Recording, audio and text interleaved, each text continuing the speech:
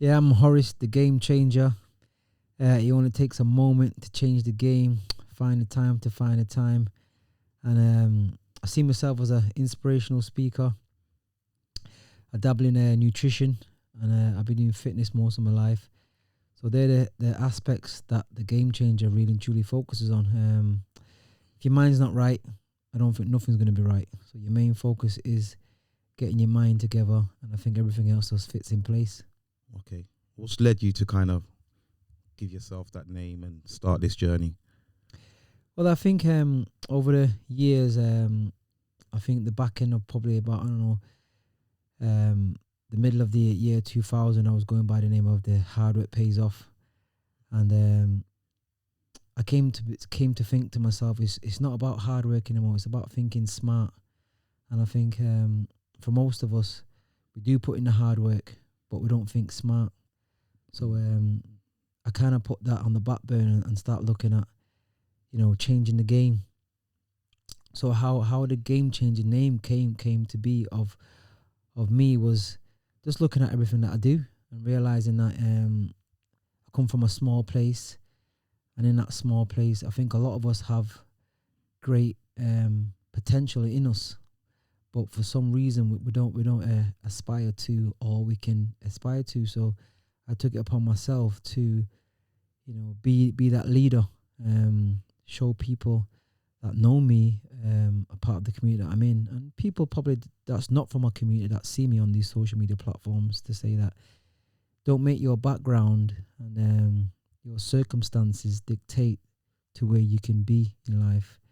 And so that's where the game changer came from. It just came from the inspiration that I have within myself, and to inspire people to say, listen, it's about you, and believing in yourself, and giving yourself that validation of like, you are powerful. Okay. Well, obviously we're going to discuss through, we're going to have a conversation and some of my experiences and people that I've worked with in the past and present, in terms of some of their blockages when they need encouraging to, get themselves motivated, especially after this 2 years of being isolated from others and a lot of things have developed. Now for me, sometimes I can't get out of my bed. I don't know the reason why, but I struggle. Eventually I do, but there's a lot of people that don't see the point of getting out of their bed or brushing their teeth or, looking about themselves. What is some of the reasons why I feel like this? And importantly, now what is some of the reasons? We'll start there first, yeah? I think one of the things that we need to look at, one of the major aspect, as they say, is what's your why. For a lot of us, we've already given up without even starting the battle. So one of the main things you need to look at is, why should you do this? Why should I do that? Why should I do this? So when you focus on the reason why you should do these things, that's what can make you kickstart your day. So for example, you could say to yourself, well, why should I do fitness? Now, the reason why I should do fitness, one, is because it makes me healthy.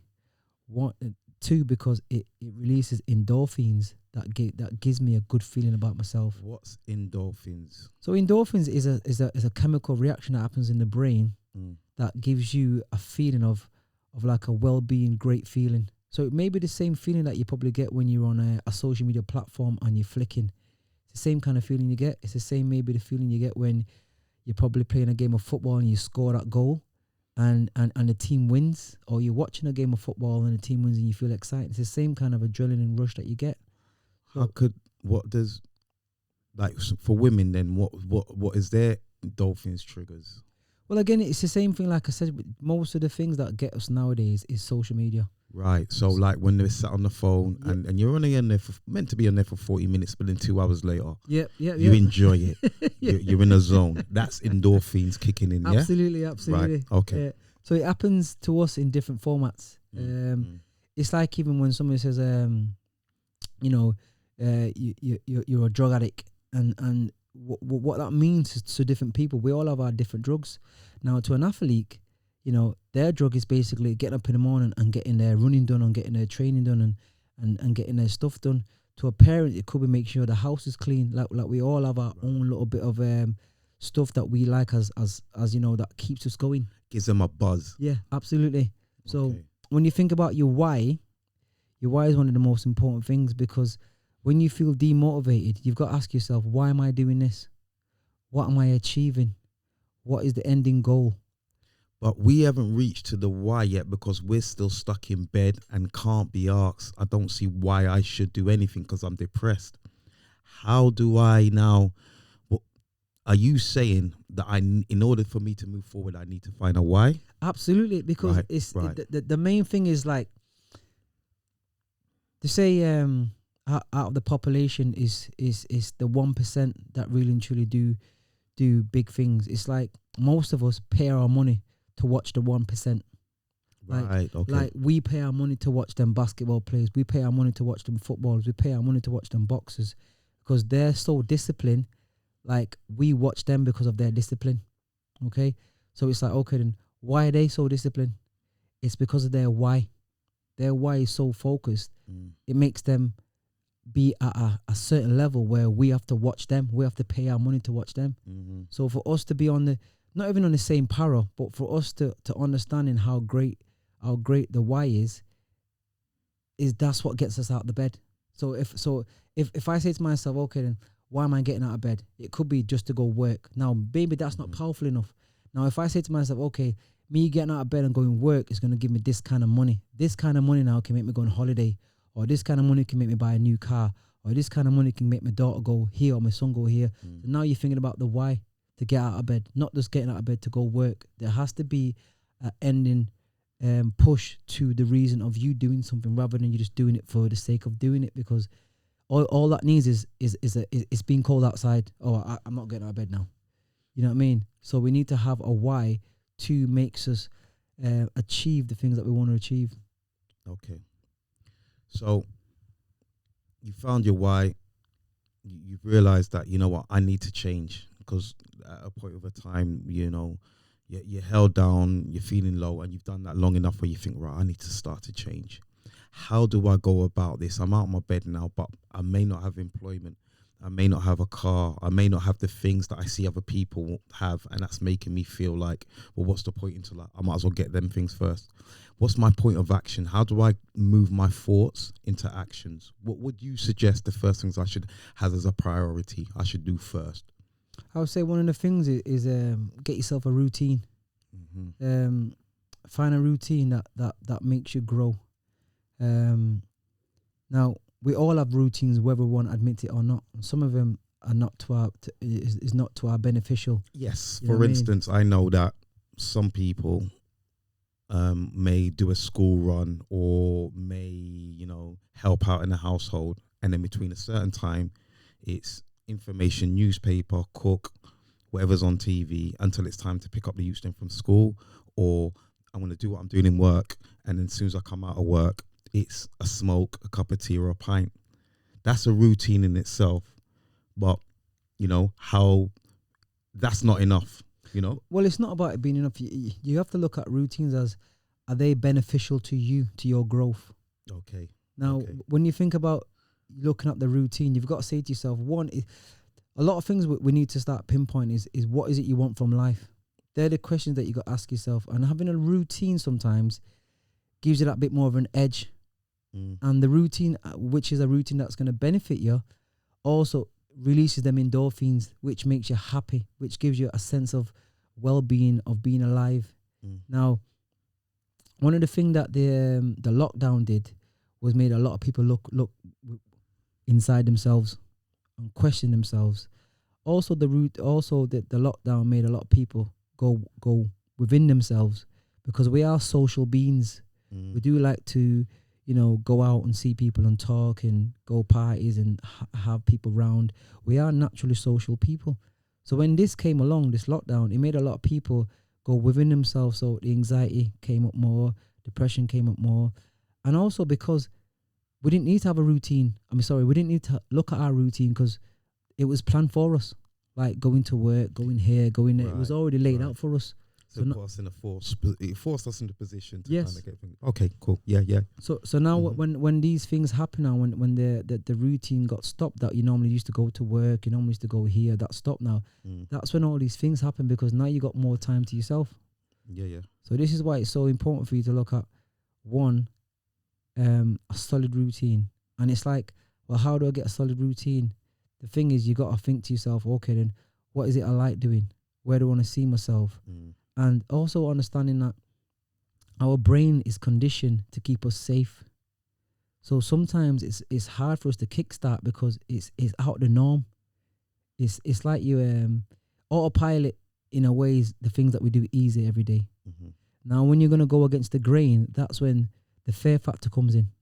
Our brain saying to us, no, don't do that, don't do it, let's go back to bed. Or, let's turn the telly on, it's comfortable. That's our other mind Absolutely. that we tend to listen to more time. Absolutely, because our brain is conditioned to keep us safe. Our brain is not conditioned to, all right, think of it this way. When you see a person, an athlete, that's at the top of their game, why is it that they still need a coach? Why is it that they still need a trainer? If they're at the top of their game, Yeah, why do they still need a coach and trainer? yeah. Because they've got the money to have one. No, it's the subconscious of the mind that a coach or a trainer can always see where you need to be improved on, or they can see basically where you lock a bit more experience, or basically they can tell you, because they will do the research for you. They will tell Okay. you basically where you need to work on, or where you not need to work on, or what you could improve on. So we don't have our coach. Most of us haven't got a coach to be on our backs to say, get up, do this, da da da da da. Well, we do have certain coaches like our brethren who say, come follow me to the bookies or come around and have a cup of tea. Do you know what I mean? Those seems like the other people in our lives that encourage us to do beyond Well, what we need to do, to improve. They keep us in that safe place, company, that kind of company. absolutely. Well, this is another thing. I don't know if I was talking to you about it, about reflection. Mm-hmm. I do a daily thing where I reflect on my day. I also reflect on my company, and I think these are the things where it does get uncomfortable. It does, because now you got to say to yourself, well, John's been my friend since I was in primary school, and now I'm in my 30s, and do I need to let him go? Do you understand? Mm. Susan's been with me since we've been in nursery. I'm now in my 40s. Do I need to let her go? So when you start reflecting on yourself, you're realizing that sometimes our friends maybe were good for us at a certain point of our lives. Like, I'm a true believer of seasons. Like, everything happens for a season. Like, we all know the tide goes in, the tide goes out. Night comes, day comes. The sun rotates. Okay? Each month brings another seasons. And, before you know it, it's winter time again. So I think it's the same thing with people. We're all surrounded by people for a certain of seasons. Now, them seasons could last a decade. It could last 5 minutes. Yeah. But it's up to you to start looking at your circle of people and realizing, is the season ended with me on this person? And that's where we go wrong sometimes, because we don't want to let go, because once again, the brain is used for us to keep us safe and do things what come easy for us. We don't want to question what's going on around us. So, for example, like you say I want to give up smoking. And I've told you that I want to give up smoking. But yeah, every time you come around, you lighting up in front of my face. Yeah, because you want to give up smoking doesn't mean that I have to give up smoking. Absolutely. But if you're my so-called brethren or my friend, and I want to give up smoking, you should say to yourself, you know what, yeah, I'm going to go and check Horace later on. So you know what, yeah, I'm not even going to smoke when I go around there. Allow it for the moment. Yeah, I hear you. You understand? So yeah. So it's the concept of why you got to look at, is that a friend or is that associate? Okay, well, now to say, for instance, that's now do I have to change as a friend to suit your needs? Because I know there's certain people that are very stubborn. As much as I want to change, they ain't changing, but they're still my friend. What is that where you're saying now, okay, then as a person you need to kind of make a decision? Well, this is what I was when I was saying to you about earlier about it comes to be a time when everything lasts for a season. Right. Okay. So when I think to myself, like I said, I want to give up smoking. I no longer want to smoke anymore. Mm-hmm. Every time you come and check me, you're smoking. So that eventually is going to make me want to smoke. Yes, Okay? of course. Yeah. But I've decided that I want to give up. Now, let's say my discipline or my willpower isn't strong enough. Yeah. Eventually, I'm going to go back to smoking because you're coming around with smoking all the time. Yeah. So I've got to say to myself now, I'm going to have to let you go. Okay. You understand? Because if I've told you, bro, I don't want to smoke no more, man. I've had enough of this. I think my health is deteriorating, blah, blah, blah. Yeah, well, Rare. I'm still smoking. If you don't like the smoke, then don't be around me. Well, this is what I'm saying to you. It comes to be a time where you've got to say to yourself, okay, then what is it that I want? And this is why I'm saying, like, as an individual, one, you've got to love yourself to know when it's time to let go. Two, you've got to be responsible enough to know what's better for you and what's not better for you. Yeah. You know, because it comes to be a point in your life where you've been living a certain way. You've been conditioned to think a certain way. So everything is now double hard. It's like they say, after 31 days, it becomes a habit. Now imagine if you've been living a certain way for 30 years. Yeah. Yeah.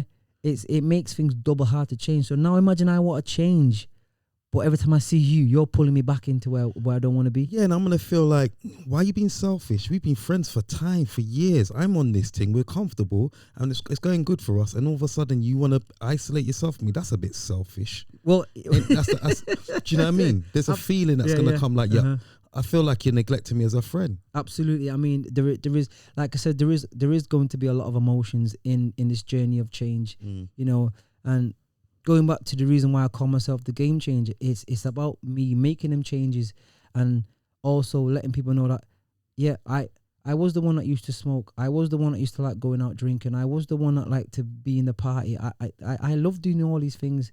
I mean, you know, I wake up one morning and think to myself, okay, then right, imagine if I could give something different, the same amount of attention that I gave to going out to the parties. Imagine if I could give that same attention to me loving myself and loving my body, you know, because I also believe in that this body that we have one vessel that's got to take us to, you know, maybe we're 50, 60, 70, 80, whatever. And there is an issue that you need to look at. Now, you could live to your 80 and it be a rough 80. Yeah. Or you can live to 80 and it be a smooth 80. So you got to ask yourself, what path do you want to go down? Do you want to go down a path where, like, for example, my mum's diabetic. She's got high blood pressure. She's on about 60 tablets a day.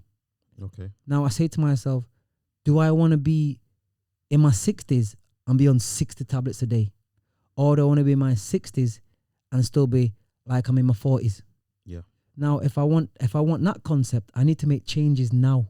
Yeah. So much as I love to smoke and I love to drink and I love to party, I know that when I'm 60 and 70, I want to be able to, you know, if I got a granddaughter or a grandson, I want to bring them to the park and up and down. I don't want to be like out of breath, can't do this, thinking, oh, I can't travel because I need to take my inner, I need to take this, I need to take that. So it's like you have to make a decision. So once I made that decision in my head to say, I want the next 20 years of my life to be a lot smoother, I have to make changes now. And sometimes them changes have to be, I've got to let go of people along the way. I have to. Yeah. Because if not, I am going to be that person that's taking his 60 tablets a day. I am going to be that person that now I'm in a wheelchair pushing. I am going to be that person that by the time I walk 2 yards, I'm out of breath. Yeah. I'm going to be that person that basically now, you know, I'm overweight, I'm obese, and, you know, I can't even walk up a stairs without stopping. So it comes to be a point that you've got to say to yourself, I've got to make a change now. Yeah. I can't wait another year, because there's a saying. You say, when's the best time to plant a tree? It was 5 years ago. And when's the best time to plant a tree? Now. Yeah. So the more I wait, the less time I have. Yes. Yeah. Because at the end of the day, when we all reflect, we look back and say, oh, we should have done this, what we're thinking about doing now. Time ago would have been a better position now. But like you're saying, moving forward, not you're saying, but people with a mindset of stalling is, I need to do this first and that first before I can start. I need to make sure that the kids are grown.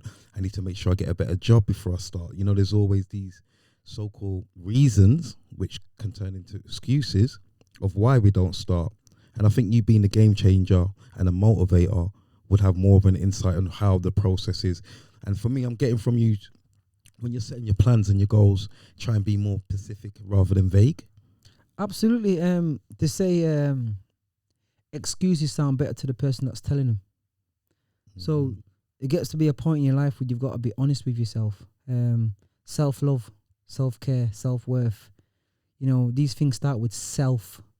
So it means it's about you, yourself. Another analogy is that they say if you're on a plane, the first thing you need to do is put your gas mask on first. They don't say put your daughter's that or your son or your auntie. They say put yours on first. So again, if I am not emotional stable or my well-being is not okay or my mindset not okay, well, how good am I to my kids? Or how good am I to anybody else? I'm not going to be. Yeah. So as much as I might say, well, I've got kids and I'm gonna wait and this and da. Like, let's be honest. I done a thing the other day on one of these social media forums, and I had a time thing with the sand in it. One of them, I can't remember what they call actually. Yeah. But they got sand in it anyway. So basically, turn it upside down, the sand leaks out to a period of time. So basically, I turned the sand upside down, and I covered the bottom bit with my hand. And what I was asking you, that the sand that's underneath me is the past. The sand that's on the top is what's not come yet. Now the thing is, if I put my hand on both of them, I don't know how much time I've got left. So when I'm thinking about doing it tomorrow, like, let's be honest, this year or last year is the most that people that in the small communities died. You know, I know in the space of since Christmas to now, I can probably, you know, I can't name, but I know in the community there's been more than 15 deaths in the space of Christmas to now. Now, I've never seen that many deaths in the previous years coming. Yeah, in a short period of time. You understand? Yes, yeah. So when I look at things of like, we're not promised tomorrow. So once again, I can't use the excuse of I've got kids or I've got this or I've got that. I've got to think to myself, you know, if I don't act today, like I says to you, the best time to plant a tree was 5 years ago. Yeah. Or do it now. Yeah. So the more I put it off, the resistance of me on autopilot makes it double harder, because now I'm fighting against myself of it's not natural. It's like I say to people like I get up at 4 o'clock in the morning and I'm in bed by 10. And people say, oh, you're boring, you go to bed at 10, you know, why do you get up at 4? I get up at 4 because I know at a certain time I have to leave my house to go to work. So for me to work on myself, I've got to make sure I've got time to work on myself. So I dedicate my time to go in bed early so I can get up early so I can work on myself. Now, if I can work on myself, it means that everybody that I interact with will get the best version of me. Yeah. And I will get the best version of me. Yeah. Now, if I'm not using that time to work on myself and build myself up, it means that I'm always going to be like in a depression kind of anxiety kind of mind frame, because I'm not living the way I want to live, or I'm not reaching the levels that I want to reach. Yeah. So this is why I take that time out to work on myself. I look at, like I says, you know, I look at areas of like, you know, my financial state, my health, my well-being, you know, again, my goals. And because let's admit it, like the minute the day starts when you're up and down, whether you're going to work or whether you're dropping the kids off or whether you're doing certain things, sometimes before you know, there's no time, you know, and before you know, you're in your bed and you think to yourself, wow, there's not enough hours in a day. There is enough hours. It's just like what you choose to do with them hours. Yeah. So I've now developed a strategy where I say to myself, if I can go to bed early, I can get up early. Yeah. And if I can dedicate 1 hour every single day to work towards something, I know eventually I'm going to get there. Okay. See, that seems like there's a plan of action. Start it now. Have a plan and start it now. Don't wait. Now, for me and my doing this working to workout program, looking at statistics and our community, the Black and Asian community, high death rates, high obesity, high blood pressure, things in that nature. Some of it's around our diet, food. things that we eat. Now, it's been tagged on us like it's culturally we should eat these things, but for nutrition and development, it serves no purpose. Now, we love our big food. We've grown on a big food. Now, and other foods are boring. This is the mindset that we're finding why we don't change our diet. Mm-hmm. What is the point of changing the diet? And why don't we just eat less, or just, to put a little bit of less salt in it? How, how important is food? Because at the end of the day, the one enjoyment it seems like we do have is eating. We love our fizzy, we love our chocolate, and then things make things. But then the weight comes on, and then it's harder to shift. Is it eat what you want and work very hard, or is it, I'm not saying it's as simple as that, but is it starve yourself and look thin? Because the reality of it, no one's going to be as look as they thin in their 40s that they did in their 20s. You know what I mean? How and foods are, that food's always expensive. That's what I hear as well. Do you know what I mean? So just talk a bit about the food, our concept of food, and the kind of mindset do we need to have to fix up. How easy is it? Because nothing's easy really, but especially my man that knows about nutrition and that. Cooks daily. I would say to you again, things that we need to look at is our lifestyle. Discipline is a major fact in our community, and again, it's been like we know that most of our families will have high blood pressure. We know that most of our families have got diabetes. We know that most of this consists of the diet. Not saying that you can't buy it, you can't be born with diabetes, because you can. Mm-hmm. But most of us are not born with it. Most of it inherit it along the way, along the journey. So if you know these simple facts, then you got to say to yourself, where does self-love come into it? Mm. Because it's like me saying to you, right, if you carry on eating that, it's going to kill you. But you're going to say, well, boy, I'm going to take my chances. Yeah, it tastes good. You get me? That's all I've always eaten. You get me? That's what it sounds like. You know what you want me to eat? That's what I'm saying. It sounds like I'm going to take my chances out here. Like, I know it's going to kill me, but I'm going to take my chances. Yeah, sorry. And I just want to disclosure. This thing doesn't always affect the Caribbean community. No. Well, blood pressure is the thing that affects the worldwide population. Obesity affects the worldwide population. It's not like diabetes and things don't pinpoint a race or a color. You know what I mean? If your diet's wrong, bro, it's gonna attack you. So I think it boils down to self-love. Now you've got to say to yourself, once again, the journey that we're on now as an individual, you could live till you're 60, 70, 80. What do you want the next 20 years to look like? What do you want the next 10 years to look like? Now, going back to again, like I said to you, if you were to plant a tree, the best time would have been 5 years ago.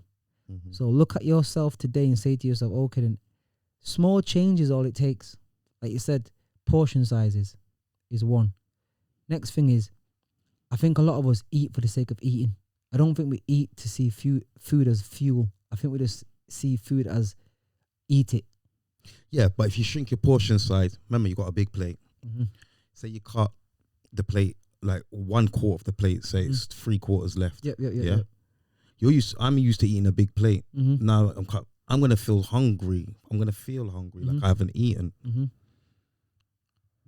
I'm gonna end up eating at some between the times. Mm-hmm. So how do I deal with that? Well, even like that, even like that's also a mindset. Okay. All these things that all right.